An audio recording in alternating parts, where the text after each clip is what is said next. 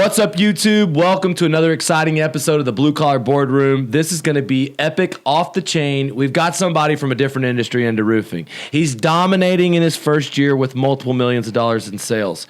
After attending a few industry events, he's literally taking over. Maybe a guy like this is coming up in your market. You better watch out. You better beware because players like this are popping up. There's a new breed of roofer that's using stuff outside the box, unorthodox methods, and kicking major ass. So look, stay tuned for this one. You want to make sure and like and subscribe. We got our man Michael McGovern, Columbus Roofing. Welcome to the Blue Collar Boardroom, buddy. Thank you, Lee. That might have been the best intro I've ever had, man. You got me fired up. All right, dude. So what were you doing before roofing? So I was in real estate investing. Nice. And I have the construction side as well. So what was your real estate investment specialty? Yeah, started out with wholesaling. Ooh, right? Wholesaling. Yeah, that kind of foot in the door, right? What's wholesaling for the guys that may be the elementary investor? Yeah. So wholesaling is basically finding a house, under market value, being able to put it in contract, and then assigning that contract to an end buyer. So say I find a house for $80,000, I get that in contract. I find, an investor that's willing to pay $90,000 for that. I make that $10,000 split, no money out of pocket, just hustle. Dude, that right there is the way anybody can get into real estate with no money, no credit. And after we make you extremely successful with this roofing business to $10 million, I know that my clients are going to want to hear all about your flips. So are you still currently in the investment market? Yeah, so I have Strong Investing LLC, which is our kind of to me, it's almost creating like a syndication, like a fund. So we raise money from out-of-state investors, and then we're flipping probably 3 to 4 properties a month. I mean, consistently always doing about 3 to 4 deals. Nice. We actually got an offer on some land development, 17 acres up in Marysville, Ohio. So we're going to look into maybe doing some barn dominiums and kind of scaling that out as well. That glamping shit is off the chain, man. Yeah, man. Buddy of mine, Brian Page, has got a new book. He's taught a bunch of Airbnb millionaires, and he's personally into these glamping sites, and that's personally cool. What I want to put my shit into. Cause what better way to put your real estate into guys than to a bunch of properties that you could invest in and go take your family to and have fun in? 100%. And I think a lot of people saw with COVID and all that kind of stuff happen that people want to be by themselves. People want to be on the outskirts. So these little opportunities, little areas like that, I think there's just a ton of opportunity there. So Columbus, Ohio, you start this growing roofing company. How did you get into roofing from real estate? Got into real estate, started the wholesaling side, started doing some flips, started kind of scaling that out. And for me, the roofing business is really just an opportunity to grow people. It's a sales and marketing company, right? And that's really what got me into the roofing side, because as I grew out the real estate and the construction side, I wasn't necessarily fulfilled with like what I was doing. It was very just like operational, raising money from investors, doing the deals, but like I love leading people. Yeah, and it's hard to duplicate that direct response wholesale hustle, you know? Well, and you got to think, your average wholesale deal in a place like Columbus, Ohio might be $5,000 to $10,000, right? And so if I got to go get salespeople and grow a team, I mean, $5,000 to $10,000 a deal to wholesale just isn't a lot, right? And so I look at it like, okay, you've got 200,000 houses in Columbus. Plus there's complicated marketing. You got to go through a bunch of good. Spend a lot of money. There's leads that don't go through. Yep. And it's harder to get just your average guy started selling that. It really is. And it's the amount of opportunity on both sides, right? Like if I look at it, and you've got 200, 300,000 houses in Columbus that you could, that are single families, right? Well, you're looking for probably the 1% that are actually willing to sell that to you, below market value, right? To actually make money on it. So I look at that and I'm like, well, now I can take all those houses and I look at the roofing side, they all need a roof. There we go. You know what I mean? So it's like now your opportunity cost is less, and you have way more chance at kind of getting deals out of it. And the same deal, like our average roof is $17,000, $20,000. So my sales rep's making, $1,000, $1,200, $2,000 off that. When's the first time you heard about an insurance roof replacement? So it was, I actually had did a little bit with a friend, old friend, not really much friends anymore now that I kind of, got my roofing company going, but saw him do it. It's a shame. Yeah, right. That's how it is sometimes, Come on. I guess, Give your brother some love, man. Look what he's doing. That's it, man. So, I kind of saw them doing it, and then it was like, that's interesting, but I was so headstrong on the real estate stuff that I didn't really, it was more or less just trying to learn a little bit of the roofing side of it, understand real estate more. So I had sold a couple roofs with him, and then really just stepped away from it for, almost 2 years. And then this past, winter, the construction company started scaling out. We started doing some roofs as we were building out for other investors. And I'm like, man, this roof's this is easy. Like, I had never really built a roof before, right? So I saw that, and I'm like, man, these things are done in a day. Our profit margins are 40%, right? I'm looking at construction and real estate, and it's like, dude, I got to go 3-6 months. Multiple trades. Right, all these trades, all these outs. people, all this stuff, and like majority of roofers handle it themselves. You got a good crew, they don't need you. They don't need managed. They just do their job. And most guys that are willing to get up on a roof are going to be a better chance than you find a plumber off the street that says they can hang drywall. Right. A roofer, like, you got to have some balls to climb 30 feet up in the air and just start laying shingles down. And I'm telling you, Akron, Ohio, I'll never forget some of them 3-story crazy little 12 houses. There's some crazy. Old and steep. Yeah, there's some crazy stuff out there. You don't ever know what you're getting into 5 layers deep. Well, right. So it's like, for me, I'm like, man, the roofing thing just seems, I don't want to say easier, but it makes more sense, right? I get to build a team. I get to build people like we were talking about. It's more of a mindset, more of building my tribe. Nice. And it was like, I've always kind of had like, done some consulting, did some real estate. And it's like, I just had people following me, but didn't have a spot to like put them, to help them, right? So the roofing was like, now I got it. So you first, I guess, get into roofing and what, my ads and other people's ads started popping up, or you started seeing stuff on YouTube? How did you get into the conferences? Yeah, so a buddy of mine is a IFBB pro bodybuilder, best friend of mine, and I was talking to him about it, and he's like, hey, man, I got this dude, Tony Tavares, that works for Linear Roofing. Yeah. And he's like, they were friends, they both pro bodybuilders, and he gave me his number, and I called him, and I'm like, hey, man, like, you don't know me, I don't know you, but my buddy Brady referred me to you, and I said, I'm getting started, I don't know what to do. Nice. When I got into real estate, it was going to the events, like, I figured out mentorships and learning all of that. So when I talked to Tony, he was like, yeah, man, like, you should just go to this event. I'm like, okay, I'll buy the ticket and go. And that's kind of what started. That's badass, because like Tony was on stage with me. Yeah. And that was the first time I ever met him. Big dude. Yeah, big dude, bro. So of course their company just sold out. This is from other people, so I don't know if it's exactly true, but for almost a 10x multiplier on EBITDA. Yep. For a home improvement is the hottest with right now investors. Yep. And they said they were doing 100 million in sales. Yeah. Like we were talking about before. I don't know how they count the revenue. Well, right. But we all got very our number. Successful. 100%. And I respect what they do. Yeah.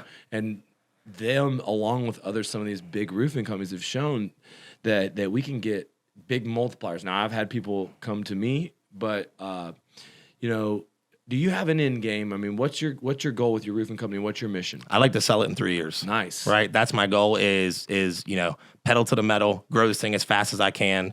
Like I was telling you, a mentor of mine, that's what he does. So he helps consolidate roll-ups. He buys, sells, and scales businesses. So I've been very familiar with the EBITDA, SDE, that kind of side of things to like build businesses to sell. So starting the roofing company, that was kind of the goal, was like, how big can we get this thing? And then, what can we get out of it? Because, and I'm new to the business, so I don't know that this is true, but I see a lot of big roofing companies that they almost hit a point of like diminishing return after a while, right? Like customer service goes down, they're trying to scale. It's like all these pieces start to break once they hit that 6-7 year mark. Again, I don't know if that's the case, but I've seen that a lot of times of just kind of learning the industry. So to me, it's like, how can I get this like, how big can I get in the next 3 to 4 years and then be able to kind of step away and sell it? That's sick, man. Because, this year when the people were asking for me to sell the company, and there's been multiple people, they're like, hey, do you think any of your clients, the guys that are the most successful, the ones that really run a tight ship, do you think that they would want to sell with you? And so the idea that I could help you grow your EBITDA and then maybe plug you in with the same people. Well, it's an abundant thing, man. You know what I mean? Like, I think everybody can win if it's done right like that, right? Like, how could I get 3 or 4, buy 3 or 4 roofing companies in Columbus, roll those into mine, get something rolling here, meet a guy like you, connect with people, and sell something that helps everybody. Like, there's just so much pie out there. Like, absolutely, man. I want to share it. And so let's talk a little bit about your company. You said like 1.6 million total sales. So right now we've done 1.8 this year so far. 1.8 million. Yep. And we started, our first roof was in March of this year. March. Wow. Yeah. That's incredible, dude. Yeah. So you're like going to the conferences and then start the first roof after the conference. I went to the conference and like had no idea really, no like roofing, between GAF or Owens Corning or zero. Nothing. Zero. That's awesome. Yeah. And so you consumed all the content, a lot of the universities, and you go to work. What's the biggest challenge early on, your first 90 days? Yeah, man, I think, the first thing is you have to, like, although I saw a lot of people doing it, like, I have to prove to myself that it's a viable business model, right? Like, yeah, you're doing it and I see the other guys doing it, but that doesn't necessarily mean that I can do it. So for me, it was trying to learn as fast as I can. And then really it's, you hit that point of like, you want to start bringing people in, but you don't really have anything, right? So it's like, it's crafting that message and selling people on a vision. Well, it's right? also believing in it before you got it. 100%. And a lot of people, it's hard, like when you're hiring new reps, like they need facts. They want to see something. So it's like, that's how I was fortunate enough to already kind of have people that were watching what I was doing. And they respected you as an entrepreneur. Yes. And you were in a community where there was other roofers having success. Yep. And so talk to me about your first sales guys and how you were able to kind of build your first little bits of a team. Yeah. Really it was me learning it, right? Watching the Skydiamonds. And like I said, that was the first thing I ever bought was Skydiamonds as far as training. So like going through that, learning it, and then taking these guys out in the field with me. I had a young kid that was like 19 years old that was doing cold calling for me in real estate. And so like this kid would just balls, dude. Like couldn't look you in the eye, barely shake your hand, but would jump on a phone call and wouldn't give a shit to get cussed out or nothing, And I'm like, that's a special guy. Yeah. Like I can train that. You can't fear. If you got people that are scared, you can't change that. But you got a guy that's fearless, you can turn them into something. Right. So it was like really just finding these little guys, like little people that I felt that I could, influence, like optimistic guys. And I would start to bring them in. And then so as I'm, getting that role, and I just had him, I'm like, hey, dude, listen, like we're already calling on real estate to buy it for the wholesale stuff. Like, let's just start offering them free roof inspections. Nice. So he's just power dialing, right? On the, they're making 7 calls at a time on a power dialer and just burning through these lists. And then I'm just like reaching out to investors and he's just setting inspections for me. I'm going out doing it and kind of just like learning it as I go. And then, then once I sold a couple, I'm like, okay, this is real. Let's go now I got another guy to come on and another guy. And like I had a couple mentees that I was working with on the real estate side that were like agents and things like that. So then it was just like, hey, dude, listen, come here. Let me show you how to make some money. Dude, that right there is what most guys in the business 6 or 7 years aren't doing. Yeah. I'll be honest with you. Like a lot of the guys that are stagnant in growth, they won't build a network, reach out to people, plug them in. You do this immediately. You start to see.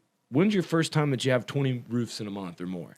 I said March was our first one. I think in March I did like 1 roof, and in April I did like 1 roof, and in May we had that storm come through that hit up in Worcester, Ohio, and we did 450,000. Nice, bro. So literally I had done I think about probably 60 to 100,000 in like March and April, and then when May hit, like we hit that storm and but I had already had like a operator come in, like I was training him, like, so he was pretty much ready to go. So all I had to do was like focus, on the sales side and like building those relationships.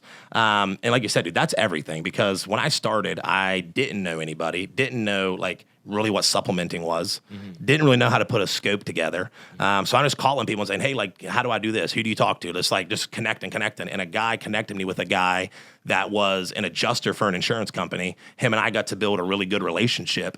And he was kind of helping me with scopes and supplementing and all of that. So like when this storm hit was actually in the area that his insurance company ran. Wow. Yeah, I mean that's just like God stuff. It is. You know what I mean? It's that quantum leap. And well, I mean, look, man, you were putting it in the universe. You went to see the storm conferences, and you started to build a business. Of course, when the storm happened, you were prepared. Right. And whenever you're out there, I think it's cool because you can't draw from an empty well, people. If you cannot do it yourself, you can't teach a team. Correct. But so many people get lost once they can do it for themselves, trying to squeeze every dollar, Yeah. keep every dollar. Yeah. You use the money to love the people instantly. 100%. Look to duplicate yourself as quick as possible. And what I like about you is you're open-minded, coachable to duplicate, but you also are saying, look, I'm bringing some new shit. What new shit do you want to bring to the industry? What? Yeah. I mean, one thing is I think that it's kind of a knuckle dragging business. Yeah. Right. Like I look at it and it's like, man, like my first thought was like, dude, there's a bunch of cavemen in this business. They're just all so set on the old school. It's got to be this. It's got to be that. It's got to be door knocking. And I do believe that door knocking is the pulse of the business, but I think there's a lot of things ancillary to that can help you grow. So for me, it was just like taking what I did in real estate was, starting to do more cold calling, starting to do the direct mail, but doing it from a side of like real estate was. Right. And pulling, for me, it's, when I got into real estate, it was okay, what is our niche, right? Riches are in the niches. That's right. Right. So like when I got into that, it was, okay, I want 3-bed, 1-bath, 900 square foot, built from 1940 to, 2000. I knew that a house like that, 1-story ranch, right? I knew that house, I could put a Section 8 tenant in it, and they'd pay me $1,500 a month, and I could make $600 a month cash flow off that house. Data's king. Data's king, man. So I would literally just pull that data on those exact properties, so I'm not wasting all this money on other stuff. So everything we're calling on, like, I didn't even have to see it, because I know no matter what, as long as it meets that criteria, I could remodel that house for $30,000 if I had to take it down to the studs. Right. And so that allows you to put people in positions to be successful. So I got a guy cold calling. I don't have to inspect everything he's doing. I'm like, if it fits the list, if it meets these criterias, put an offer on it. Right. Right. And then I'll go out there and look at it. And if I got to try to beat him down a little bit, I will. But he didn't need to. So when I got into the roofing thing, it was the same thing. It's like, okay, what's a good size roof? All right, we want to be $17,000 as our average roof. I know that we need to be at, 25 square, right? 30 square, whatever it is. So then it's like, okay, what areas do we want to be in? All right, well, my office is in Dublin. I don't want to be running all over the place. Like, we will, but can I hyper focus there? So now it's like, what houses were built in that 1942, because then you don't want to get them steep things, right? So I'm like, I don't want to have the guys on that. So let's get a newer build. And, built the last year they were built would be 2012. And like, that's all we're calling on. So I got my guys calling on that. I got direct mail going on that. You're knocking it. Right. So by the time we're doing a build, they've heard of us 4 or 5 times. Dude, it's amazing. And it's a very important component. I think, the biggest step for you being new in the program is to get the video ads in conjunction. 100%. Because, of course, you geo-target and then you retarget. Yeah. And I think the biggest thing for me is I stay in people's top of mind when I'm constantly retargeting you. Yep.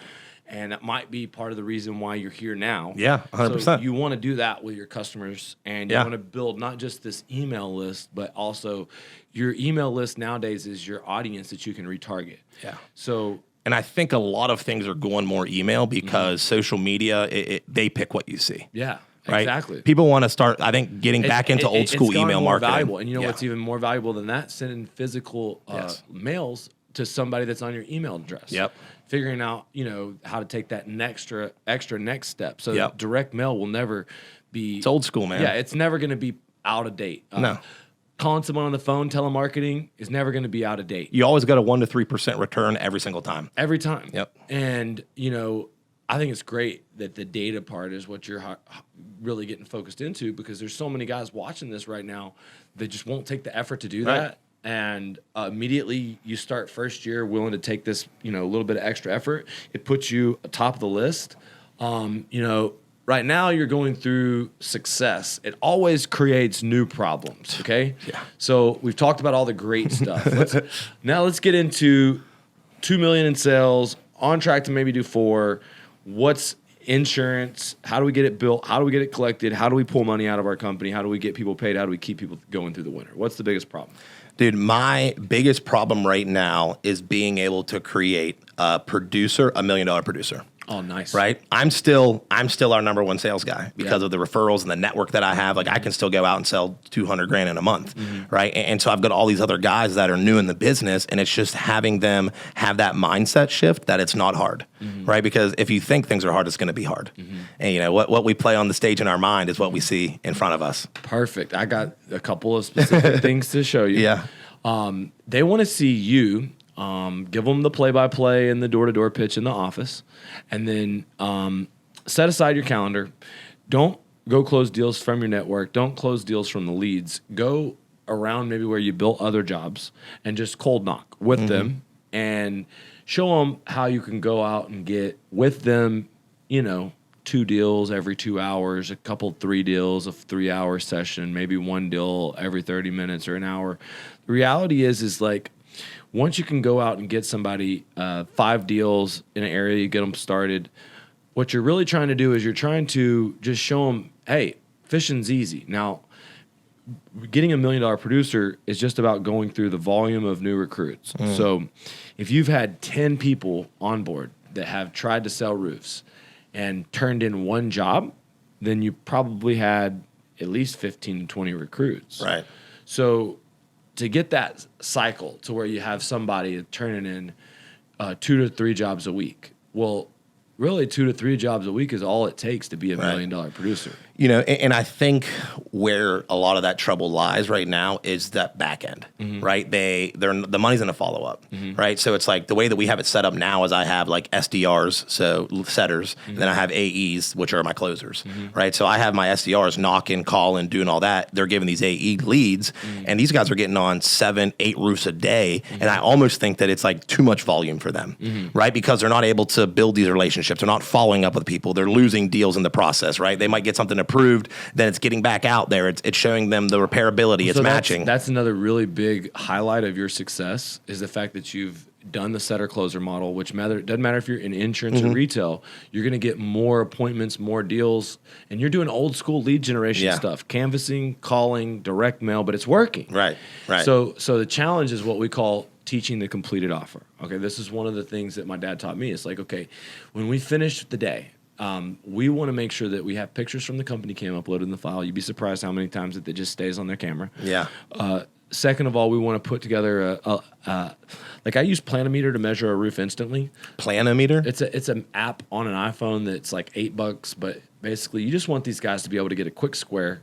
Whether they do it with their tape measure, whether they do it with an app, whether they do it in their computer, in the driveway, Wi-Fi connected to things like RoofR or connected to other tools where they can measure themselves. Yeah. You don't want them leaving the property because they're waiting on an Eagle View. Right. That's silly. Because if you can sign a person up or do an estimate and sit in the driveway and finish it, that's how, like, if I want to go home and when I'm home, I want to be at home. Yeah. What I would rather do is have 4 appointments and finish the reports in their driveway. Yeah. Upload the company cam reports in their driveway, finish the estimate in their driveway, send them an email that says, here's the references, here are the things that damaged. I'm not going to give you a price because the price is insurance proceeds. Here's the pictures, hail and wind history report. Let me know when you have an adjuster. I did what I said I was going to do. What that does is it helps 30% of the deals close because they think, okay, this guy actually did what he said he was going to do. Yeah, that's good. Number 2, the deals go into your CRM. So the sales reps, when they fall off, you have the opportunity to follow up on them better. Yeah. Number 3, whenever the adjuster is there and there's some bit of an estimate ready, there always seems to be more approvals for more money. If they actually have like a decent picture and a decent estimate, then the jobs get and when they get approved for more money up front, that means no supplement on the back end, means you get more of the money up front. Yeah, and I think a big piece of that too that I have noticed is when you don't give somebody at least an idea of what an estimate might look like, they cancel. Right. Well, all of a sudden they're like, in their mind, they're thinking like, oh, this roof is going to be, it's going to be $15,000, and then they get a check for 30. They're like, oh shit, like. Yeah, you know what I mean? Now all of a sudden they're like, I don't need this guy. I can go get done for 20. You might as well address it from the beginning. You might as well say, hey, we do a premium grade roof. We put the best material. You get the best warranty. There's 2 chucks in a truck. They'll reuse your felt, reuse your flashing. You may have leaks. They have 2 reviews. 2 of them are negative. Good luck. They may flood your property and run off with your check. But I'm here. I got nothing but 5-star reviews, and my guarantee it doesn't cost more than the insurance. Look, my estimate's going to be putting a Cadillac value on your home. It's $30,000. You could go out here and get bids for 20. Right. But here's the deal: you're not going to pay any more than your deductible. Right. So if you sell it to them the right way and you tell them we're going to shoot for the moon, you're going to get the stars. Are you still going to get people that are like, man, Lee, you wrote an estimate too high. I've got all these other estimates. I don't know if I can go with you. Yeah. But they'll sit down with you and you'll explain. I will do the work for what the insurance allows. We'll get the supplement, and you'll save the deal.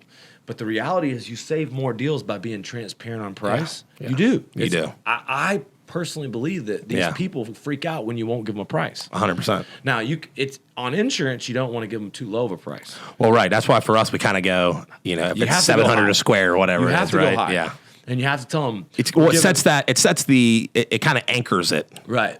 Yeah, but the truth is if you have people that just sell, you want to teach them that they still have to complete the offer. They still have to know how to take the pictures. They have to learn how to do an estimate. They still, when they turn in a job, really should even learn how to do a roofing work order, to learn, how to basically shit in, shit out. A job get built smoothly is someone who gives the right instructions. Yeah.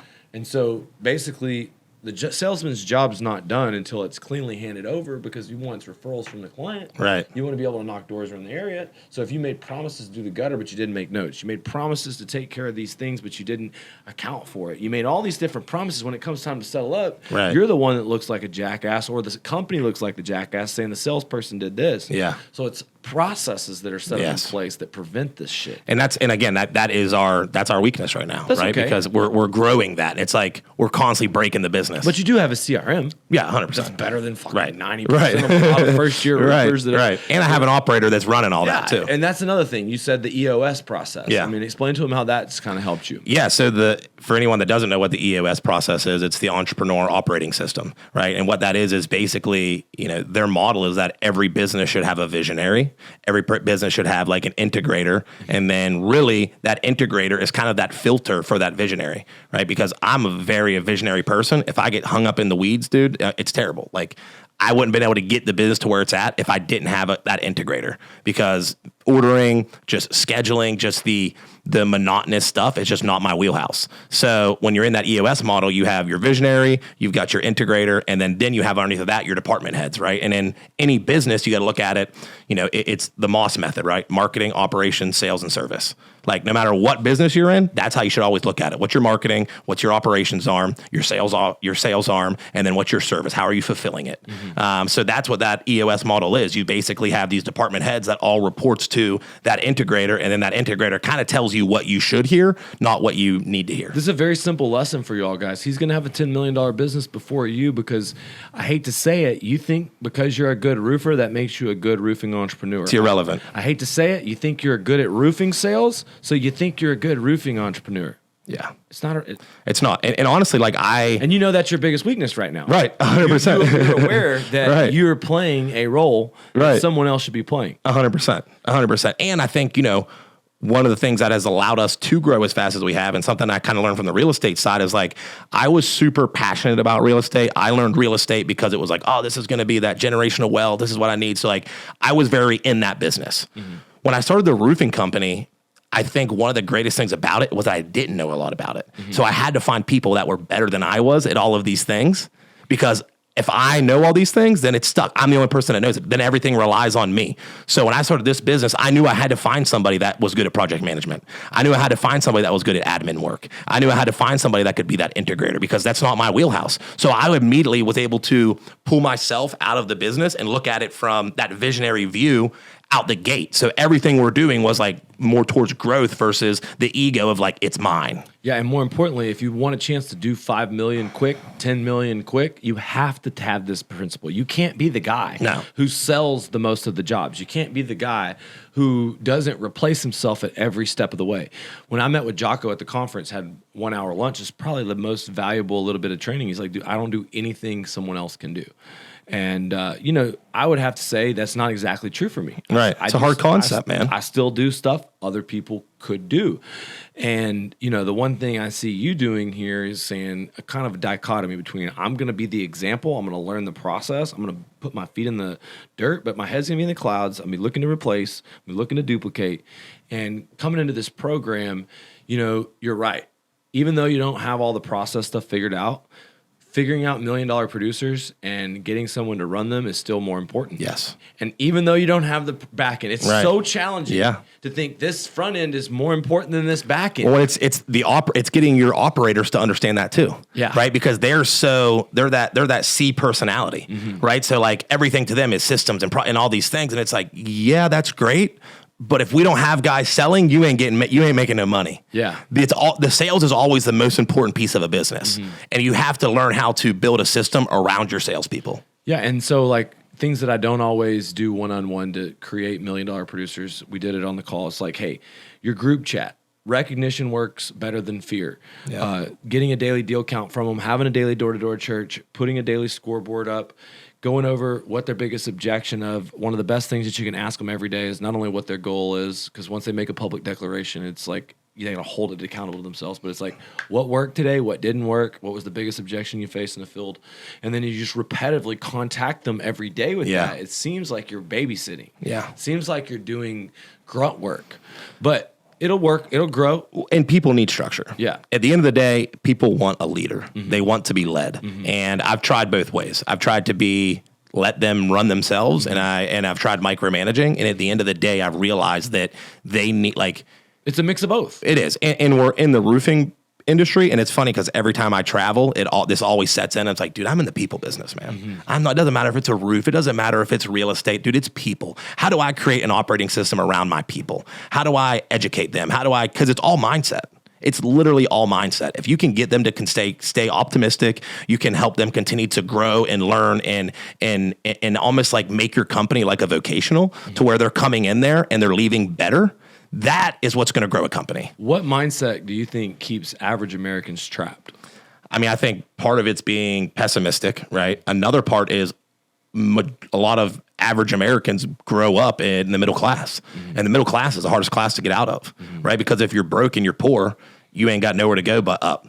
And if you're wealthy, majority of the time, you have assistance. If you fail, you're going to be okay.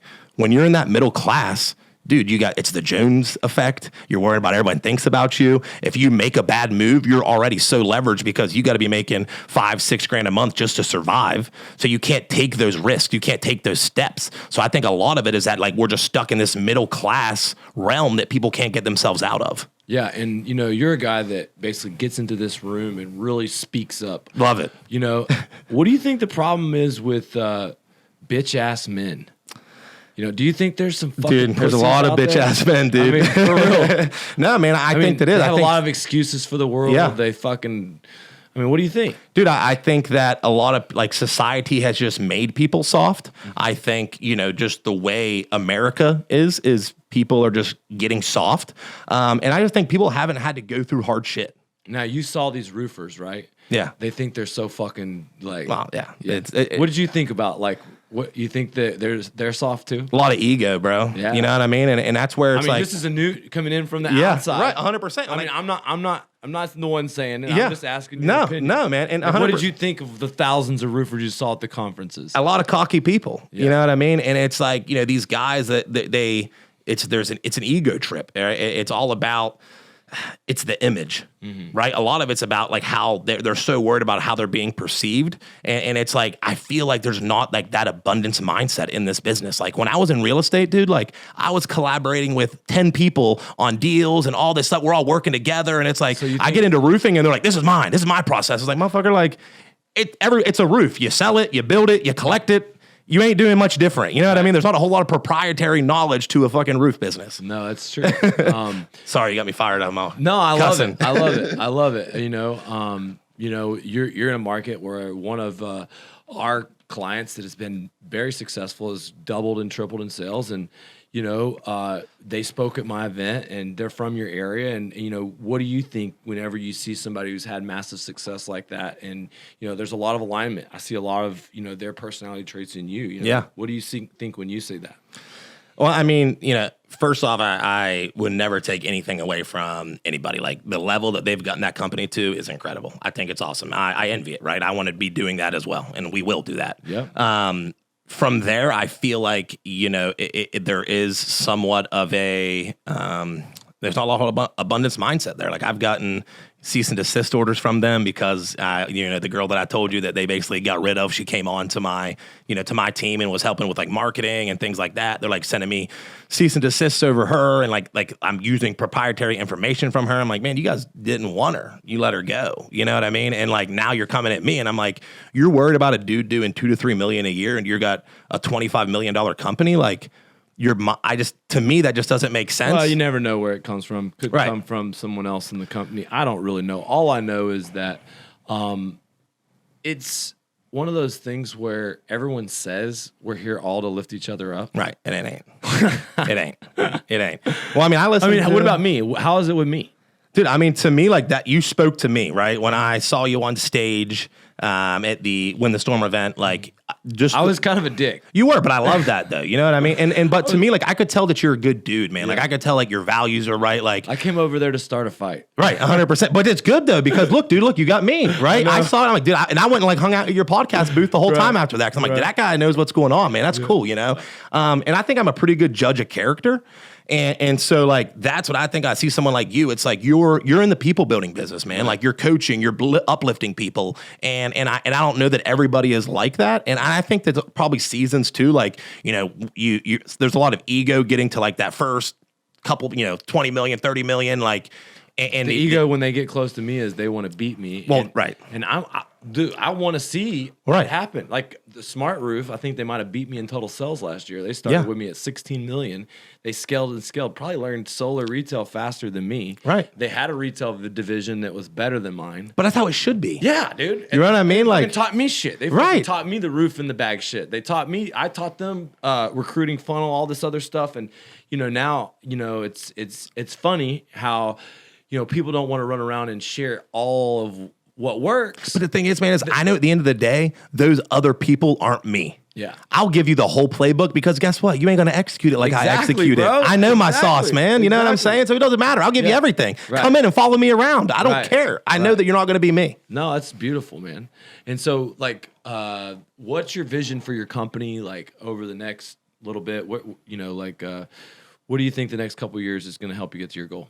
Yeah, I think, it comes down to the people, right? Like I was telling you, it's a people business, man. How, me getting the right people in the right places, finding the producers that are going to allow me to kind of pull myself out of it more. And it's creating leaders, because that's the thing right now is just everybody in my company is so young to the industry that they just don't have a lot of the confidence to really like step into that role and be a leader. So it's helping educate them, getting them to start taking responsibility for these setters, right? Like I almost want to look at the roofing industry or my company as like almost a pyramid system, right? Like you look at the insurance and you got, a guy that, has a bunch of other guys working underneath of him. Like that's what my kind of goal is to create in some aspect where like I've got, my closer that he's helping, bring these setters up, and like for a setter to turn into a closer, they got to bring on a new setter. They train them, they step up into that next role. But you've always got like that leader at the top that's kind of like building out their teams. Yeah. And to me, that allows scalability outside of your region. So one of the best way to do that is the red line and solar, because basically each person comes on board for a little bit more, and it's easier to pay off of a red line or off of the gross. Yeah. I've in the past given percentages of profit for salespeople, and sales management can be harder to track. Yeah.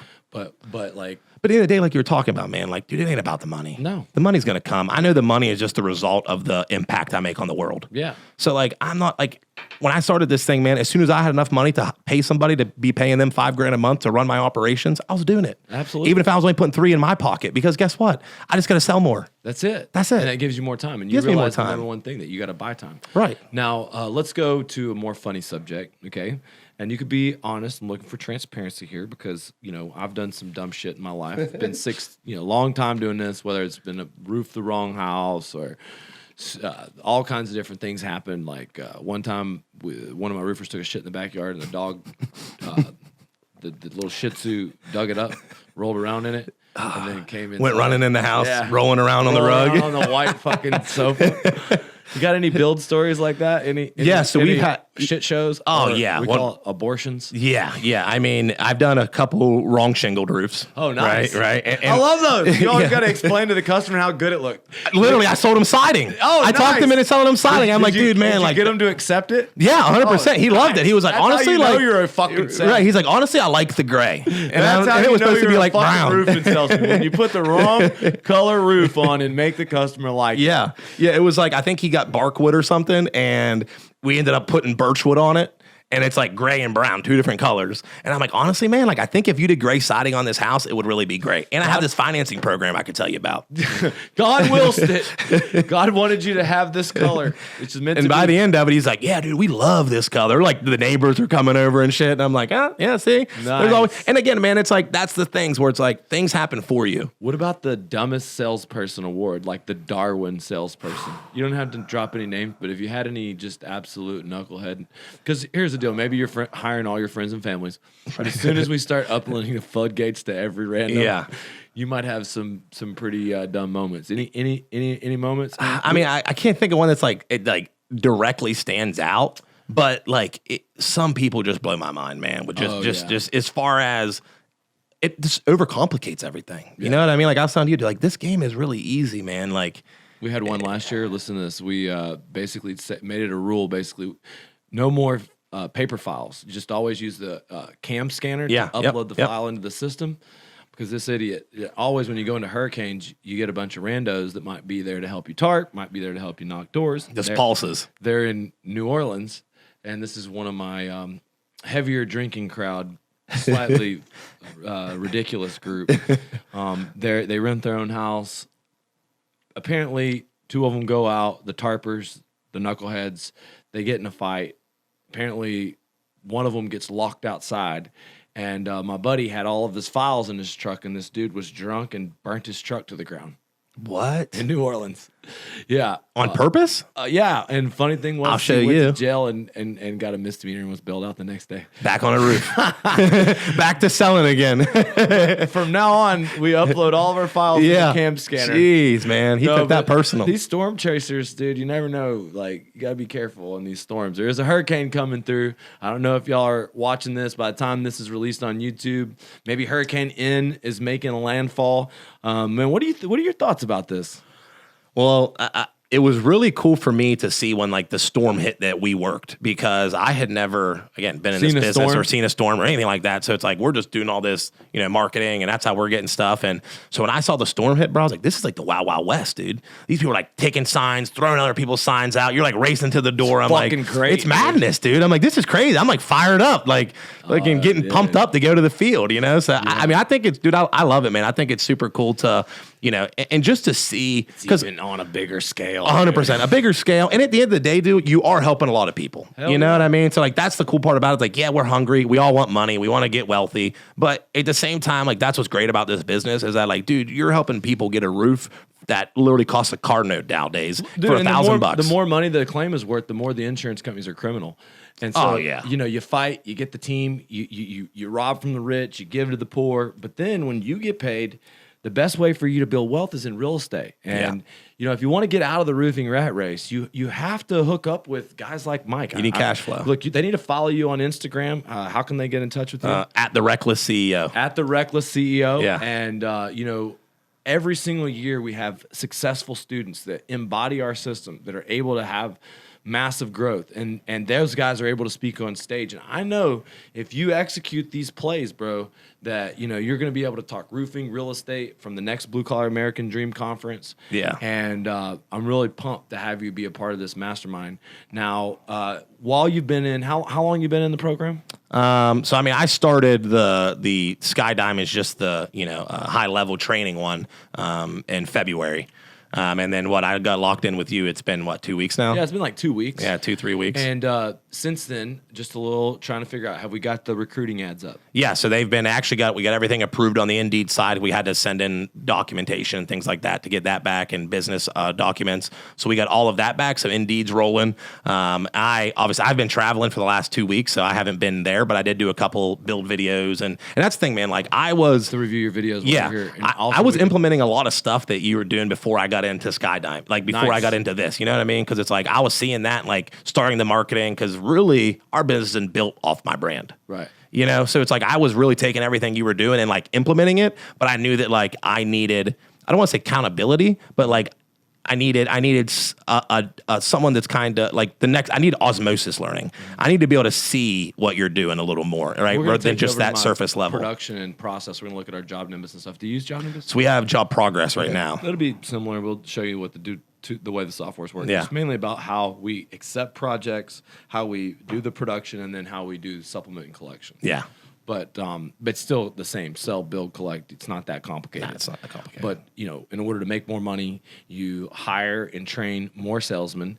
And whenever you have a good one, you turn them into a leader. Whenever you have a guy that's not good for your standard, that's not living up to code, you fucking fire them. That's been the hardest thing for me, man, is that like I love people for potential. Mm-hmm. And so I see someone that I see a spark in, and I'm like, oh, man, like if you could just change your mindset, if you could just buy in, if you could just do this, you'll be here. And I tend to hold on to people too long. Like I just had to fire 2 guys, 2 weeks ago that I probably should have got rid of 6 weeks ago, because like I was just like waiting for them to turn that page, and they never did. And then finally, when I got rid of it, like our call, like everybody just came together. Yeah, man. Let me tell you, I used to think that was because I was a nice guy. Because I really, though, there's selfish intentions because you just want them to make you a lot of money. Right. And you just don't, I mean, Right. Like it's you're a body. nice guy, but really what you're holding on to Right. is this hope. Right. That they're going to go sell something $100K. They're not. Okay. And so Yep. the damage is actually the done to the people that stay with you because Yep.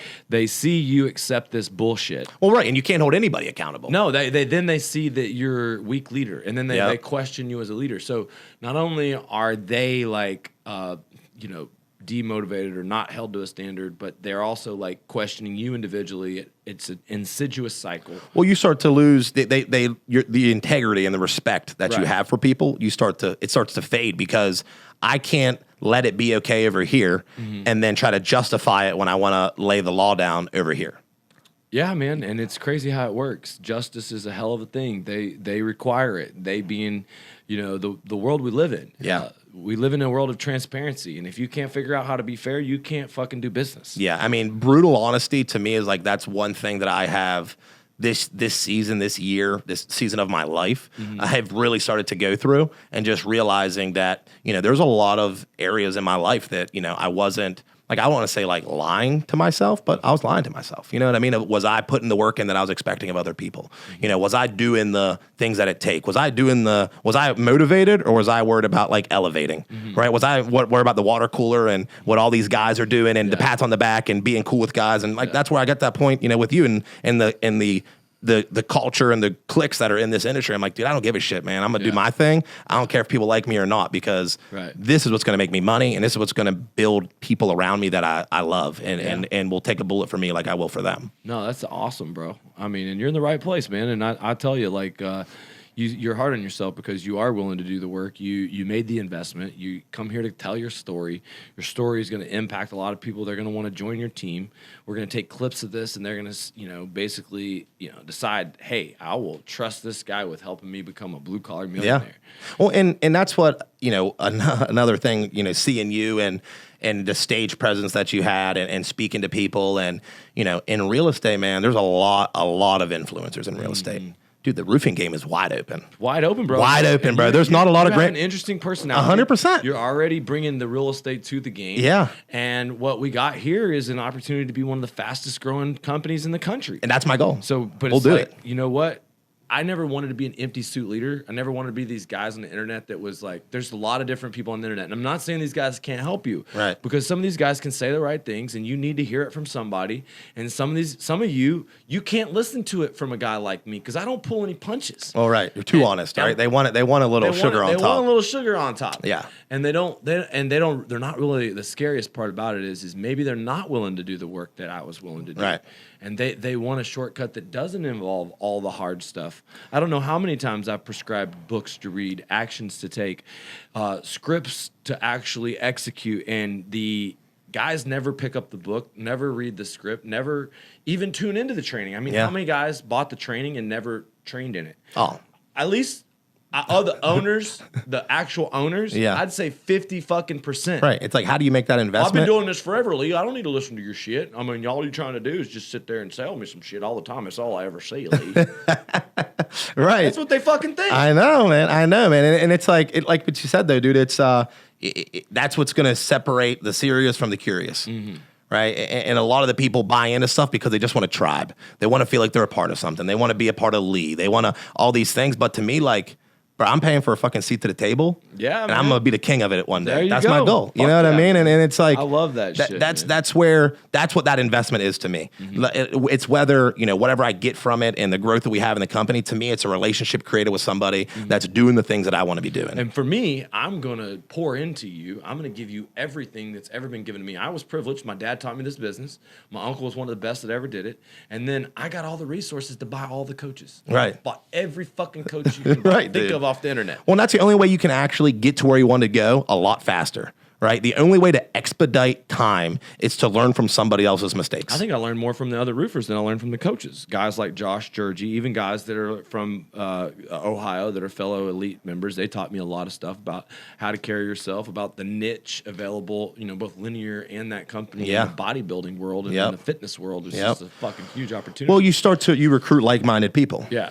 Right, and that's the same thing with us. I mean, you come up to Columbus and see our guys. We got a bunch of freaking meatheads that are all lifting together. But that's why we're doing the jiu-jitsu event. We're recruiting jiu-jitsu people. Gary's from jiu-jitsu. That's what he was saying, man. It's like you got to have like-minded individuals. That's the only way, dude. Something you said on the call last week, like it hit with me so hard, especially with when I was traveling. And like I said, I started realizing it's the people business, but like Jesus started with 12 disciples. Yeah. He wasn't trying to sell it to 100 people. He wasn't going to the masses. Dude, he got 12 people to buy in to his mission, to his 100%. values, to what he wanted to teach others and tell others. Like majority of time, we're so worried about the masses, the crowd, everybody else. It's like, dude, who is in your ecosystem right now that you can help become a better version of themselves? Because if you can do that for somebody, they will go and do it for somebody else. And that is the only way you can actually grow and scale is you have to start with the people that are directly inside your business. And I think so many people want to shortcut that. Yeah, you can't shortcut it. And they also want to have this big nationwide success until and they have to be a success at home. You have to win in small before you can win at the biggest levels. Well, and they try to pull themselves out of business too quick, right? And I did that this year. Like there was a point where I had to fire my sales manager, right? But that was because I tried to give somebody a role that I hadn't necessarily honed, right? I wasn't able to give him a script that said, here is step 1 through 10 of what a successful sales manager inside my business does. He had grown some teams in the insurance side of things, selling whole life and that stuff. And so I thought, okay, well, he got it. He understands it. You can do it. So I just let him go. And he wasn't successful. But I set him up. That's that extreme ownership. I set him up to fail because I didn't give him the roadmap to success. And until you go through it yourself, you don't need to perfect it, but you got to go through it. And that's the only way you can bring people in that can actually grow and learn. You have to go through the hard shit first. You just have to do it. Even if you learn it at a surface level, you still have to know it enough to be able to, you or me. You're good. You still have to know it enough to be able to teach somebody else how to do it. And like that, our business, started to like turn down. Like we had our worst month in Ohio or worst month in Columbus after the storms hit. I was trying to get the guys back. I brought this guy in because I thought he was going to be a good leader. And like it was just like things were crumbling. It wasn't going well. I had to fire him and I had to step in and like become that person in the business. And my biggest takeaway from that is before you can put somebody in a leadership role, you have to create cultural depth. You have to create a cultural depth that no matter who it goes in there, they're still going to be successful. Like a good sales manager should be icing on the cake. It's not the cake. Right. And so you have to be able to create this culture and this core values and this mission with your 12 disciples before you're going to put somebody in leadership. Love that, man. What an epic podcast. I hope y'all enjoyed it. Hey, comment below what you love most about this episode. Follow my man, Reckless CEO, on Instagram. Who knows? He could be the next headline contractor success story at the Blue Collar American Dream Conference. It's been an honor to have you on the show, bro. Dude, I love it, man. I appreciate you so much, All right, man. you're a star, man. Thanks a lot.